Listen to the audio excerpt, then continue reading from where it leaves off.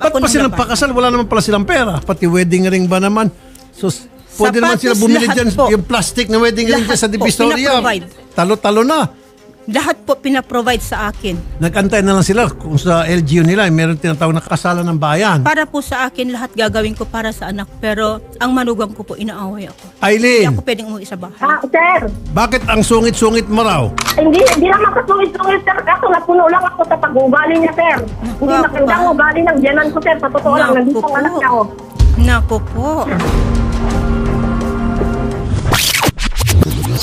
Nung kinasal po sila, Sir Rafi, may nahiram po ako sa kanila kasi po lahat po kasi ng expenses ng kasal pinasagot po nila sa akin. Okay. So ngayon po, sir, sabi ko pahiramin nila ako kasi wala na ako. Pigang-piga na po, sir. So, ibig sabihin umutang sila sa'yo? Ako po yung umutang sa pera nila na ikinasal. Yung mga tulong po ng tao kasi naubusan po ako. Pero Kaya nga po, nagkinasal po sila. Sa kasal nila, gumastos pa kayo. ako lahat po gumastos, sir. Saan galing po yung pinanggastos nyo? Pera ko po, sir. Pera mo sarili. Kaya nga, pinautang mo sila. Hindi po utang yun, sir, kasi lahat daw obligasyon ko, sir. Hindi, ma'am. Hindi mo obligasyon yun. Sir. Yung pagpapakasal nila. Obligasyon po nila yung kung tutuusin. Opo, Maliban na opo. lang kung ikaw po yung milyonaryo, bilyonaryo. Hindi po. No problem. Pero kung pangkaniluang tao lang kayo at kinasal sila, kasal at your own risk. Di ba? Ika nga. Ma'am, liwanagin natin ha. Opo. So, umutang ka, tapos sarili mong pera, pinakasal mo sila. Opo, May sir. utang na sila sa'yo. Yes po. Oh, okay. So ngayon, anong problema, ma'am? Ang problema po, sir, ginigipit po ako ng manugang ko. Dahil Kasi umalis po ako sa bahay kasi nakatira ka sa kanila. bahay ko po yun, sir. Bahay mo pa rin. So Opo. doble na, pinakasal mo na sila, pinatira mo pa sila sa bahay mo. Opo. Anong problema nila ngayon? Ang problema po, sir, tinatanong niya ako kung kailan ako aalis ng bahay. Since na gusto ko po silang pagbigyan para po sila, sila na lang po sa bahay. Umalis po ako, nagtrabaho para po mabayaran yung utang sa kanila, sir. Nagtrabaho ko ako sa Bicol. Nagpakatulong po ako. Sa gabi po, gumagawa ko ng kakanin para mabayaran ko yung utang sa kanila na tinulong ng mga tao daw. Okay. So Opo. for the second time, gumawa ka ng remedyo para magkaroon ka ng pera, nag-double job ka, etc. Opo. Para may bigay mo sa kanila yung perang yung pinagpawisan mo at para yung binigay mo sa kanila, pambayad nila sa utang nila. Opo. Dami mo nagtulong sa kanila, plus bahay Opo, pa. sir. Ngayon, gusto ka nilang palayasin sa pamamahay mo mismo. Binantaan po ako, sir, na hindi ako pwedeng umuwi sa bahay. Nandito po sa chat. Na hindi ko bayaran yung 45,000 na balance ko po yun sa catering plus sa baboy po na balance ko, sir. Ginigipit po ako. Pero ang sabi ko sa kanila, sir, Meron po kayong papeles patunay sa inyo po yung bahay. opo. Si Opo, Mr. sir. niyo po, kumusta? Patay na po. Sa mana po niyo ba kay Mr. yon? Nag-OFW po ako, sir. So pera niyo po yon, yung bahay niyo. Okay. So gusto mong palayasin natin sila?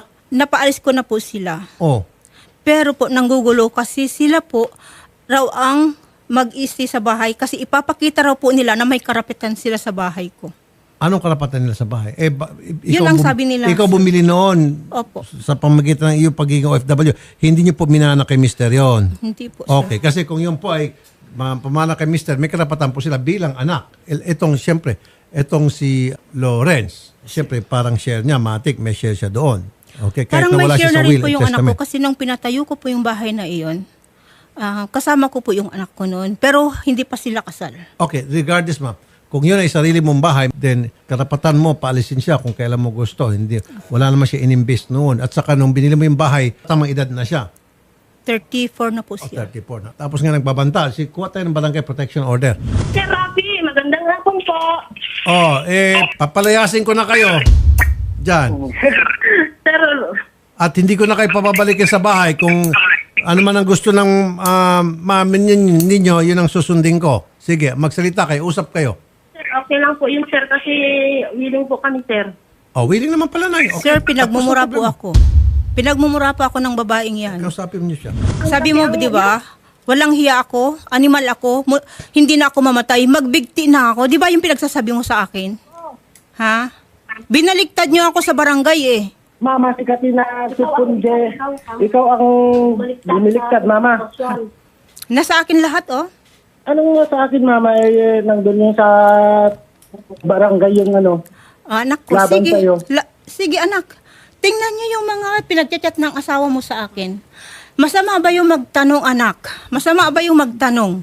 Kung totoong may anak ang asawa mo. Nagtanong ka, pero kinalat mo. No, Ngayon, nagbarangay tayo. hindi ako Nagbarangay nagkalat. tayo. Sinabarangay Hindi mo ako nagkalat, nagtanong lang, pwede kayong magpa-imbestigar kung ikinalat ko. Hindi. Nagtanong lang ako. Sinabi mo nga, oo, kasal ka sa una, pero gagamitin mo lang yung papers para makalis ka puntang US. Yun ang sinabi mo. Dinuro-duro niyo ako, di ba?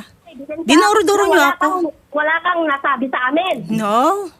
Huwag niyo akong ganyanin. Kasi nandito ang mga ebidensya na pinagmumura ako. Ebidensya namin na ikaw ay nang gulo, na ikaw ay gustong pahiwalayin kami ni Lawrence No. kasi may gusto ka. Ikaw ang nagsabing hihiwalay ka kay Lawrence. Ikaw ang gustong Andoon nga eh. O, di ba? Anong sabi mo sa akin? Hindi ako pwedeng umuwi sa bahay ko pag hindi ako nakabayad ng utang kong 45,000 na itinulong niyo dapat sa akin sa pagpapakasal sa inyo. Sabi mo, suluhin kong lahat. Ilang taon na ba kayo? 39, 34, lahat ba ipapasolo niyo sa akin? Bininta niyo nga yung palay na hindi ko alam. Sabi niyo, pang-process ng papel niyo, 22,000? Pang-process ba yun? Ha? Sige nga. Dahil tagalan namin yung tulong ng mga tao yun kasi ang akala namin may pera kang nakahanda. Kasi yun ang sabi mo noong pumunta ka sa bahay namin na manditan na nagkita. Ilang taon na ba kayo? Oh, Lahat pinasorder niyo sa akin. Lahat? Pinasorder niyo. Binanta pa niyo yung palay ko. Ano? Sige nga. Andito yung mga message mo sa akin. Ano po yung palay? Yung ani ko po, sabi ko, eto, dadagdagan na. Sabi ko sa anak ko, magtulungan tayo na, since wala ka naman na tatay na. Sabi ko, nagtanim po kami ng palay po. Yung ani po, nung wala po ako sa bahay, bininta nila. Sabi nila, mama, Ilang wag mo na. kaban po yung ani? Hindi ko po alam kasi wala pong resibo. Makano po halaga nung Ang sabi nila, 22,000. malaki din? Opo. Then sabi ko sa kanila, sabi niya, wag niyo nang hanapin kasi pambili namin ng wedding ring, ng kakailanganin.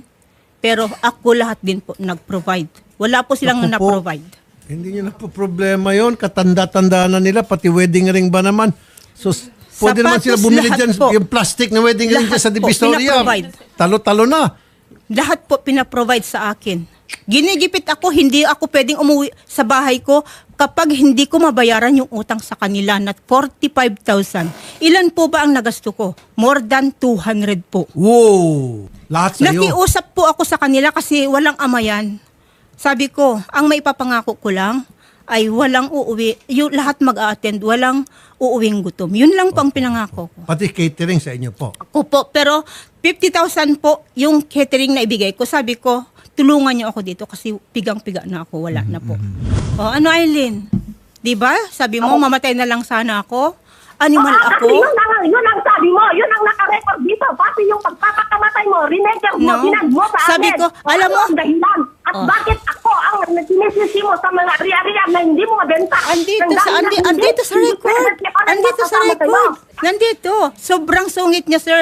Alam mo po ba, sir, nung andun ako sa bahay, kailan ka alis dito, mama? Sabi ko, bakit naman? Sabi ko, Pinapalayas ka. kung hindi ka pamamahay mo. alis, ako na lang ang alis. Hindi po ako kumibo, sir. Eh, ba't ka pumayag? Sabi, Ma'am. ako ang umalis, sir, kasi gusto ko, tahimik lang po ako. Nagtrabaho po ako sa Bicol. Napakabait nyo naman. Nagtrabaho po ako sa Bicol. Ako, palayasin ko Double time. pamamahay ko, Sa sipain gabi ko, po. tuntog ang ulo sa dingding. Sa gabi po, nagtatrabaho, gumagawa ko ng kakanin, pangbinta ko po. Sa araw, tumatanggap Ba't ako pa ng silang laban. pakasal? Wala naman pala silang pera. Sir Rafi, sobrang pagmamahal ko po sa anak ko. Sabi ko, baka pwedeng observe muna natin, nak, sabi ko. Umiyak yung anak ko. Nag-antay na lang sila kung sa LGU nila, meron tinatawag na kasalan ng bayan. Para po sa akin, lahat gagawin ko para sa anak. Pero ang manugang ko po, inaaway ako. Inaaway ka Ginipit pa po ako, hindi ako pwedeng umuwi. Andyan po sa record. Oh, Na manugang kapag Aileen. Hindi ko nabayaran yun po, sir. Aileen. Hindi ako pwedeng umuwi sa bahay. Sir, Bakit ang sungit-sungit mo raw? hindi naman kasungit-sungit, sir. Kaso nagpuno lang ako sa pag-ugali niya, sir. Naku, Hindi ako magandang pa. ugali ng biyanan ko, sir. Sa totoo lang, Naku nandito ang po. anak niya, oh. Nako po. Kilala ko sa amin. Gumawa siya. Alam mo, sir, gumawa yan ng kwento yan, sir. Ginawa na ko ng kwento yan, sir. Yan ang totoo Binaliktad niyan. talaga. Binaliktad. May witness ako, baliktad. Lahat. Alam mo, Eileen, before na inasawa ka ng anak ko, nagpabarangay ka, ilang beses ka Wait. nagpabarangay, hindi natuloy. Ang sabi mo Wait. noon, ayusin. Pero anong ginawa mo? Pinutuwa ko sa social media. Alam mo, sabi ko sa- Kamag-anak ko, dinamay mo. Anong kasalanan nila sa mga ari? alam mo, dinuro-duro niya ako, Eileen. Dinuro-duro niya ako. Binaliktad niya ako sa barangay. Doon sa barangay, Machine gun! Sandali lang. Machine gun, makinig ka muna. ang sabi ko po doon sa utang, sir, kabayaran po ng utang ko. Ito po, test ko lang po, sir, sa kanila. Kabayaran ng 45,000, ang kapalit ay lupa. Pero hindi ko sinabi na papalitan ko ng lupa. Opo. Sabi ko po, sir, babayaran ko yung utang ko, dudublihin ko, kasi gusto ko silang magsimula ng maayos. Oh, ang bait Ibibigay ko po yung palayan. Prinamis ko po yun sa kanila, sir, Oh. Rafi. Yung nyugan ko, prinamis ko sa kanila. Umalis ako sa bahay, ang alam ko, wala Palayan silang... sa kaniyugan, bibigay mo. Sobrang bait mo naman, ma'am. Umalis ako, sabi ko, andito po sa mga text ko, umalis ako, tahimik ako, walang nakakaalam na problema. Ako lang po. Mga kapatid ko na iniiyakan ko po. Dahil po sa sobrang kamalditan. Ang bait-bait po pagkaharap yung anak ko, sir. Lawrence, Sir. ikaw naman po, kasi ikaw ang anak, ikaw yung kadugo ni nanay. Ano masasabi mo kay nanay? Mama mo, inaapi ng misis mo, pumapayag ka? Wag naman, sir. Si mama ang nag-api sa amin, sir. Oh, Ano ko? Ikaw mong Mahal na mahal ko paghiwalay. kayo. Ginawa ko lahat. Oh. Nagpundar ako para sa inyo. Pero Oh, anong okay, ginawa ito, niyo? pag-arod ba, ma? Umalis ako, anak, para matahimik lang. Pinauwi ako ni kuya nyo para ayusin yung problema. Wait, anak ko. Pinauwi ako ng kuya nyo na nasa Saudi kasi pinag-chat ng asawa mo. Sabi ng asawa mo, Ikaw ang angkon, mama. Nako. Pagkagraman, mama. Andito ang mga text, anak ko. may ebidensya. Lahat po ng text niya, naggawa-gawa po, Drama, naginamit niya yung account ng anak ko para away-awayin ako, sir. Andyan po lahat ang screenshot, sir. Alam mo, Lawrence, sa picture, ewan ko lang sa personal, bonjing ka. Mukha kang bonjing. Ang bait po niyan, Oo nga. sir. Ewan ko kung anong napakain ng pamilya niyan.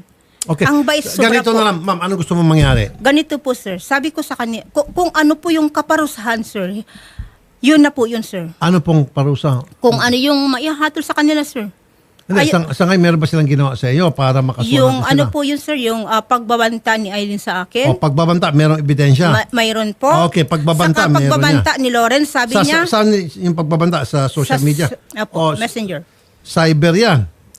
Saka si Lawrence po, sabi niya, Cyber ipapakita libel, niya threat. sa mga tao na may karapatan sila sa bahay, yung asawa niya ang titira sa bahay. So, napalayas na sila? Napalayas ko po. Pero pag ibinta ko raw, kasi ayaw ko na po tumira sa Cagayan, kasi uuwi na po ako Benta dito. nyo lang po. Anyway, kukonsulta muna natin sa mga lawyers tungkol dyan. Opo.